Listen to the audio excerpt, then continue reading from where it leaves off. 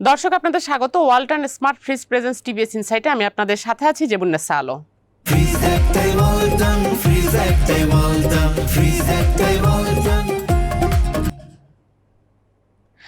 আমরা আজকে আলোচনা করব যে ইন্টারন্যাশনাল ডিজিটাল ওয়ালেট যে প্ল্যাটফর্মগুলো বা এই সার্ভিসগুলো যারা দিয়ে থাকে, যেমন পেপ্যাল আছে, পেওনিয়ার, গুগল ওয়ালেট, ওয়াইজ এবং আরও অনেক ধরনের এ ধরনের ওয়ালেট আছে, ডিজিটাল ওয়ালেট। এদেরকে বাংলাদেশে নিয়ে আসার জন্য বাংলাদেশ ব্যাংক কী ধরনের উদ্যোগ নিচ্ছে তা আমরা জানি যে এই পেপ্যাল নিয়ে আমাদের বাংলাদেশে অনেক আগে থেকেই অনেক আলোচনা হচ্ছে। 2013 সাল থেকেই সরকার চেষ্টা করছে, বিভিন্ন সরকার কিন্তু চেষ্টা করে যাচ্ছে, যেহেতু পেপ্যালটা গ্লোবালি সবচেয়ে বেশি অ্যাকসেপ্টেড এবং তারা সবচেয়ে বেশি সিকিউর প্ল্যাটফর্ম দেয়, সেফটি দেয় কাস্টমারদের। গ্লোবাল যারা বায়ার্স আছে, বেশিরভাগ গ্লোবাল বায়ার্সরা পেপ্যালকে এই প্ল্যাটফর্মটাকে বেশি প্রেফার করে। এছাড়া বাংলাদেশে যেহেতু এখন আমাদের ফ্রিল্যান্সিংয়ের একটি বড় মার্কেট তৈরি হয়েছে, তো ফ্রিল্যান্সাররা যেন খুব ইজিলি তাদের পেমেন্টটা নিতে পারে, রিসিভ করতে পারে, এইটাকে উদ্দেশ্য করে বাংলাদেশ ব্যাংক এই প্ল্যাটফর্মগুলোকে বাংলাদেশের সঙ্গে এঙ্গেজ করা যায়, কিভাবে বাংলাদেশে তাদেরকে কিভাবে অ্যাট্রাক্ট করা যায় ব্যবসা চালু করার জন্য, সেই জন্য বাংলাদেশ ব্যাংক বেশ কিছু উদ্যোগ নিয়েছে। এর মধ্যে যদি আমরা দেখি, প্রথমত বাংলাদেশ ব্যাংক রিসেন্টলি একটি সার্কুলার দিয়েছে যেখানে ব্যাংকগুলোকে অ্যালাউ করেছে যে তারা এখন এই ফরেন কারেন্সি যেই ডিজিটাল প্ল্যাটফর্ম যারা দিচ্ছে বা সার্ভিস দিচ্ছে, পেপ্যাল বা পেওনিয়ারের মতো, যেহেতু ফ্রিল্যান্সারদের কাছে গুগল ওয়ালেট, পেওনিয়ার এবং পেপ্যাল অনেক বেশি পপুলার, এই প্ল্যাটফর্মগুলোর সঙ্গে এখন ব্যাংকগুলো পার্টনারশিপ করতে পারে এবং এই জন্য তাদেরকে অ্যালাউ করা হয়েছে যে তারা ফরেন কারেন্সি অ্যাকাউন্ট এই প্রতিষ্ঠানগুলোর সঙ্গে যদি পার্টনারশিপ করে তখন সেখানে তারা ফরেন কারেন্সি অ্যাকাউন্ট মেনটেন করতে পারে। যেমন আমরা জানি যে নস্ট্রো অ্যাকাউন্ট, যেমন ব্যাংকগুলো বিদেশি ব্যাংকগুলোর সঙ্গে তাদের পেমেন্ট সেটেল করার জন্য যে একটি অ্যাকাউন্ট মেনটেন করে, নস্ট্রো অ্যাকাউন্ট, যেটাকে আমরা এটা অনেক বেশি পরিচিত, এরকমই একটি অ্যাকাউন্ট তারা এখন এই ধরনের প্ল্যাটফর্মগুলোর সঙ্গে করতে পারবে এবং এর মাধ্যমে তারা এখানে এই যে কাস্টমাররা তখন পেপ্যালের ওয়ালেট বলেন বা পেওনিয়ারের ওয়ালেট, সেখানে তারা নিজেদের ফরেন কারেন্সি তারা হোল্ড করতে পারবেন এবং এটা ট্রানজ্যাকশনও করতে পারবেন।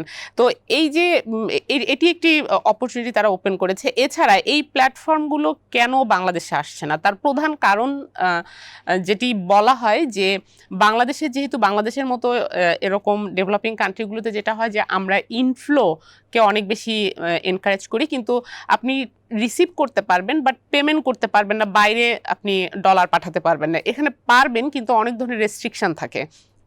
তো এই প্ল্যাটফর্মগুলো যেটা চায় যে তার ব্যবসার অপরচুনিটি যেন বাড়ে, সে কারণে তারা চায় যে যেখানে ইনকামিং এবং আউটগোয়িং দুটোই যেখানে ওপেন থাকে বা এত বেশি রেস্ট্রিকটিভ না হয়, এরকম মার্কেটকে তারা প্রেফার করে। তো বাংলাদেশে যেহেতু আমরা অনেক বেশি রেস্ট্রিকটিভ আউটগোয়িংয়ের ক্ষেত্রে, তো বাংলাদেশ ব্যাংক এখন যেটি করছে তাদেরকে অ্যাট্রাক্ট করার জন্য আউটগোয়িং যেই রেমিটেন্স বা ডলার, সেটাকে অনেকটা ইজি করছে।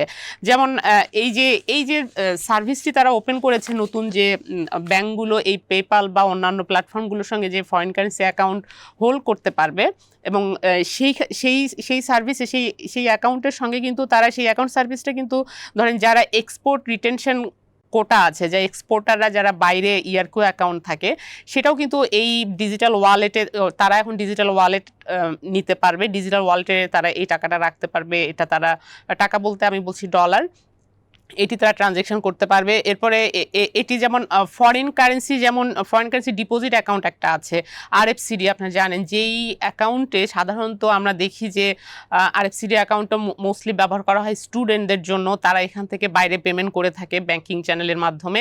এটিও তখন ডিজিটাল ওয়ালেট সার্ভিসের মধ্যে আসতে পারবে। এছাড়া প্রাইভেট এবং মেডিকেল ট্যুরিজম যেগুলো আছে বা অফিসিয়াল যে ট্রাভেলগুলো আছে, ট্রাভেল করার সময়ও কিন্তু আমরা বেশিরভাগ সময় দেখি যে আমাদের যে কার্ড থাকে, ক্রেডিট কার্ড আমাদের অ্যানুয়াল একটি ওভারঅল প্রত্যেকের জন্য কিন্তু অ্যানুয়াল আমাদের ট্রাভেল কোটা আছে $12,000। এর বেশি কোনো কার্ড বা কোনো ব্যাংক যখন কোনো কার্ড ইস্যু করে, এই কার্ডে কিন্তু লিমিট $12,000 বেশি থাকে না অ্যানুয়ালি। বাট এইখানে যেটি বাংলাদেশ ব্যাংক করছে যে এই $12,000 বাইরেও খরচ করার বিভিন্ন ধরনের অপশন দিচ্ছে। মেডিকেল, যখন আপনার $12,000 অ্যানুয়াল কোটা থাকে তখন কিন্তু ব্যাংক আপনাকে কার্ডটিও দেয় $12,000 বেশি না। তো যখন কেউ একজন মেডিকেল সার্ভিস নিতে যায় বাইরে, সেখানে যেটা হয় সে যেটা, বা আমরা সাধারণত যেটা করে থাকি যে ওই $12,000 বাইরে যেই আরও বেশি যদি টাকার প্রয়োজন হয় সেগুলো আমরা সাধারণত ক্যাশ ডলার ক্যারি করি। সেটা কিন্তু আমাদের অনেক বেশি খরচ পড়ে। আপনি যদি ক্যাশ ডলার বাইরের মার্কেটে দেখবেন 125 টাকা, 26 টাকা, 28 টাকা, কিন্তু আপনি যদি ব্যাংক রেট দেখেন বা আপনি যদি কার্ড ব্যবহার করেন বা এই ধরনের ডিজিটাল ওয়ালেট ব্যবহার করেন তখন কিন্তু আপনার অফিসিয়াল রেটটা পাচ্ছেন 123 টাকা বা এর মধ্যে আছে রেটটা। তাহলে অনেক কিন্তু খরচ কমে যায়। এছাড়াও ব্যাংকিং চ্যানেলের মাধ্যমে আপনি যখন ট্রানজ্যাকশন করেন সেটি অনেকটা সময় লাগে, যেহেতু সুইফটের মাধ্যমে হয়, কিন্তু যখন আপনি ডিজিটাল ওয়ালেট ব্যবহার করার সুযোগ পাচ্ছেন তখন কিন্তু এইখানে আপনার এটা ইনস্ট্যান্টলি করতে পারছে। আবার এটা ইউজ করা, যেমন আমরা বিকাশ, রকেট বা আমরা যেটি নগদ, এই যে আমরা ওয়ালেটগুলো, মোবাইল ওয়ালেটগুলো ব্যবহার করছি, এগুলো কত সহজে আমরা ট্রানজ্যাকশন করতে পারছি। কিন্তু এগুলো সবই আমাদের ডোমেস্টিক মার্কেটে, এখান থেকে কিন্তু আমরা বাইরে কোনো ডলার পাঠাতে পারি না, কিন্তু রেমিটেন্স কিন্তু আমরা রিসিভ করতে পারি।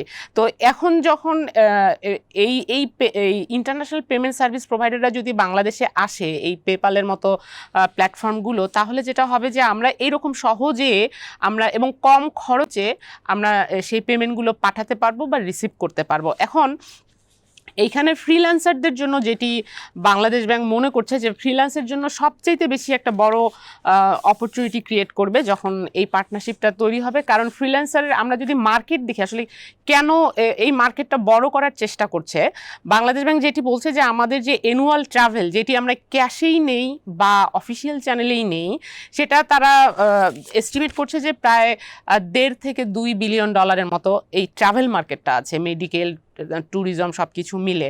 আবার অন্যদিকে ফ্রিল্যান্সারদের কথা যেটা বাংলাদেশ ব্যাংক এস্টিমেট করছে যে এই মার্কেট অপরচুনিটি এই প্ল্যাটফর্ম, বিদেশি প্ল্যাটফর্মগুলোর জন্য প্রায় $1.5 বিলিয়ন মতো আছে, যেখানে আমরা মাত্র অফিসিয়াল চ্যানেলে এখন $500 মিলিয়ন উপরে বা $500 থেকে $550 মিলিয়ন অ্যানুয়ালি আমরা রিসিভ করছি অফিসিয়াল চ্যানেলে। এবং বাংলাদেশ ব্যাংক মনে করছে এই মার্কেটটা প্রায় $1.5 বিলিয়ন হবে। কিন্তু বড় একটি অ্যামাউন্ট আসছে আনঅফিসিয়াল চ্যানেলে। যেহেতু এটার কারণ কি, যেহেতু আমাদের এখানে এই যে যখন ফ্রিল্যান্সাররা কাজ করে পেমেন্ট নিচ্ছে, পেমেন্ট যারা দিচ্ছে যে বায়াররা, তারা কিন্তু প্রেফার করে এই ইন্টারন্যাশনাল ওয়ালেটগুলো, বিশেষ করে পেপ্যালকে তারা অনেক বেশি প্রেফার করে। এখন আমাদের যেহেতু এই অ্যাকাউন্টগুলো এখানে নাই, আমরা হোল্ড করতে পারছি না, আমরা ব্যাংকারদের সাথে কথা বলে জেনেছি যে অনেক ফ্রিল্যান্সার যেটা করে যে তারা এই অ্যাকাউন্টগুলো দেশের বাইরে হোল্ড করছে, সেখানে তারা পেমেন্ট নিয়ে তারপর তারা ব্যাংকিং ট্রান্সফারের মাধ্যমে দেশে নিয়ে আসছে। তো এর ফলে কি হচ্ছে, আমাদের বড় একটি অ্যামাউন্ট কিন্তু ফ্রিল্যান্সিংয়ের যে ডলার আর্নিংস, সেটা কিন্তু আমাদের দেশে ঢুকছে না, সেটি বাইরের দেশের কোনো অ্যাকাউন্টে তারা হোল্ড করছে। তো যখন আমাদের এই সার্ভিসটা ওপেন হবে তখন কিন্তু এই ডলারগুলো অনেক বেশি ইনফ্লো হবে। তো এই ইনফ্লোটাকে এনকারেজ করার জন্যই বাংলাদেশ ব্যাংক আউটফ্লোটাকে অনেক বেশি ইজি করছে। যেমন আরও একটি স্টেপ নিয়েছে, যেমন আমরা ট্যুরিজমের ক্ষেত্রে দেখি যে আপনি নেপালে যাবেন, ভুটানে যাবেন বা অন্য কোনো দেশে আপনি ট্রাভেল করতে যাবেন, বা ট্যুর প্যাকেজ যেগুলো দেওয়া হয়, সেক্ষেত্রে এই যে ট্যুর অপারেটর তো বাইরের দেশে আপনাকে হোটেল বুকিং করে দিচ্ছে, থাকা খাওয়ার জন্য তারা খরচ করছে, একটা তো প্যাকেজ দিচ্ছে, এই প্যাকেজের জন্য বাইরে তো সে খরচ করছে, কিন্তু বাইরে আগে আমাদের এই ট্যুর অপারেটরদের জন্য কোনো তারা ডলার রেমিট করতে পারতো না। তাহলে তারা কি করতো, তারা কিন্তু আনঅফিসিয়াল চ্যানেলে এই কাজটা করতো, বাইরে হুন্ডিতে তারা ডলার নিত। এখন যেটা বাংলাদেশ ব্যাংক একটু ইজি করেছে যে তারা কিন্তু $3,000 পর্যন্ত পার কাস্টমার এই ডলার বাইরে রেমিট করতে পারবে বা খরচ করতে পারবে ট্যুর প্যাকেজের জন্য। তো এইরকম তখন কিন্তু যখন যদি ওয়ালেট থাকে, ডিজিটাল ওয়ালেট যখন আসবে, এবং এই যে ওপেন করে দিল $3,000 বা স্টুডেন্টদের ফি অনেক বেশি ইজি করে দিল, তাদের আমাদের যে অ্যানুয়াল কোটা $12,000 বাইরেও তারা কিন্তু স্টুডেন্টরা এটা সবসময় নিয়ে থাকে, এখনও তারা নিতে পারবে এবং ডিজিটাল ওয়ালেটে তারা এই ট্রানজ্যাকশন করতে পারবে। ফলে এটা যেটা হলো যে এই যে আমাদের মার্কেট অনেকটা বড় হলো। এই ফলে এই ডিজিটাল ওয়ালেট যারা সার্ভিস দিচ্ছে তারা বাংলাদেশকে একটা অপরচুনিটি হিসেবে দেখবে। এটা আসলে বাংলাদেশ ব্যাংক ক্রিয়েট করার চেষ্টা করছে। এবং একই সাথে আমরা দেখেছি বাংলাদেশ ব্যাংক পেপ্যালের সঙ্গে আনঅফিসিয়ালি তারা যোগাযোগ করছে, এবং পেপ্যাল বলছে যে এটা পুরোটাই আনঅফিসিয়ালি আমরা জানতে পারছি যে তারাও কিন্তু এই যে পলিসিগুলো বাংলাদেশ ব্যাংক একের পর এক দিচ্ছে এই তাদেরকে অ্যাট্রাক্ট করার জন্য, আমাদের মার্কেটে আসার জন্য তারা এই পলিসিগুলো রিভিউ করছে। পজিটিভ রেসপন্স পাওয়া যাচ্ছে। এছাড়া অ্যাটলিস্ট 2-3টা ব্যাংক কিন্তু গুগল ওয়ালেট বা পেওনিয়ার এবং পেপ্যালের সঙ্গে তারা কন্ট্রাক্ট করছে কিভাবে তারা এই প্রোডাক্টটা লঞ্চ করবে, কিভাবে তারা পেমেন্ট সেটেল করবে। এবং আমরা দেখেছি পেপ্যাল কিন্তু 2013 সাল থেকে 13 সালে একবার কিন্তু বাংলাদেশে ভিজিট করতে এসেছিল। তারপরে সেই সময়ও তাদের এই ধরনের কিছু ডিমান্ড ছিল যে পেমেন্টগুলো খুব সহজে যেন আমরা করতে পারি, আউটবাউন্ডগুলো কিভাবে ক্লিয়ার করা যায়, সে সময় তাদের ডিমান্ড ছিল। বাংলাদেশ ব্যাংক তখন থেকেই কাজ করছে এবং এরপরে কিন্তু কোনো কারণে তারা আসেনি। তারপর 2024 সালে আপরাইজিংয়ের পর কিন্তু তারা আবার আগ্রহ দেখিয়েছে এবং 2025 সালে একটি ভিজিটও করেছে তারা ফিজিক্যালি বাংলাদেশ মার্কেট। কিন্তু এরপর তারপর যেহেতু ইলেকশন নিয়ে একটা আনসার্টেন অবস্থা ছিল, সে কারণেও তাদের মধ্যে একটা দ্বিধাদ্বন্দ্ব ছিল, যেটি আমরা ইন্ডাস্ট্রি লোকজনের সাথে কথা বলে জানতে পেরেছি। এরপর এখন আমাদের যে নতুন গভর্নমেন্ট ইলেকশনের পর সেখানেও কিন্তু আমাদের প্রাইম মিনিস্টার কিন্তু সংসদে বলেছেন যে পেপ্যালকে বাংলাদেশে আনার জন্য নানা ধরনের রুলস রেগুলেশনগুলো রিল্যাক্স করা হচ্ছে এবং এখন ব্যাংকগুলো তাদের সঙ্গে যোগাযোগ করছে। যেটা বাংলাদেশ ব্যাংক বলছে বা ইন্ডাস্ট্রির লোকজন বলছে যে বাংলাদেশে আসে রুলস রেগুলেশনগুলো সবসময় রিল্যাক্স ছিল, এখন হয়তো আরও কিছু অপশন বাংলাদেশ ব্যাংক বাড়াচ্ছে। কিন্তু পেপ্যাল এখানে বাংলাদেশে ঢুকবে কি ঢুকবে না সেটি আসলে তাদের নিজস্ব একটি ব্যাপার। তবে পেপ্যাল কিন্তু অনলি অপশন না। একসময় যেমন 2013 সালের দিকে যেরকম একটি মার্কেট ছিল যে পেপ্যাল সবচেয়ে বেশি মার্কেট শেয়ার ছিল, এখন কিন্তু অনেকগুলো অল্টারনেট চ্যানেল চলে এসেছে। গুগল ওয়ালেট অনেক বেশি এখন পপুলার, তারপর পেওনিয়ার আছে, ওয়াইজ আছে, এছাড়া এরকম আরও অনেক ধরনের অল্টারনেট প্ল্যাটফর্ম কিন্তু মার্কেটে এসেছে এরই মধ্যে গত 10-12 বছরে। তো সেই প্ল্যাটফর্মগুলোর সাথেও কিন্তু ব্যাংকগুলো যোগাযোগ করছে যাতে করে তাদেরকে বাংলাদেশে আনা যায় এবং আমাদের পেমেন্টটাকে সহজ করা যায়। বিশেষ করে ফ্রিল্যান্সাররা যেন খুব সহজে তাদের যে আর্নিংস বাইরে পেন্ডিং আছে বা বাইরের অ্যাকাউন্টে হোল্ড করে রাখছে সেগুলো যেন তারা লেজিটিমেট করতে পারে, মানে লিগাল ওয়েতে বাংলাদেশে ঢুকাতে পারে। এবং তারা যেহেতু তাদের বেসিক এক্সপেন্স কিন্তু কিছু থাকে বাইরে খরচ করার জন্য, তার ব্যবসার পারপাজে বা শুধু ফ্রিল্যান্সার না, এক্সপোর্টার বা অন্যান্য ব্যবসায়িক ক্ষেত্রেও কিন্তু তাদের বাইরে বিভিন্ন ধরনের এক্সপেন্স থাকে, বেসিক এক্সপেন্স থাকে।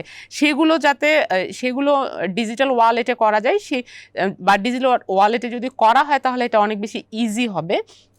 তো সেই চেষ্টাই আসলে বাংলাদেশ ব্যাংক করছে।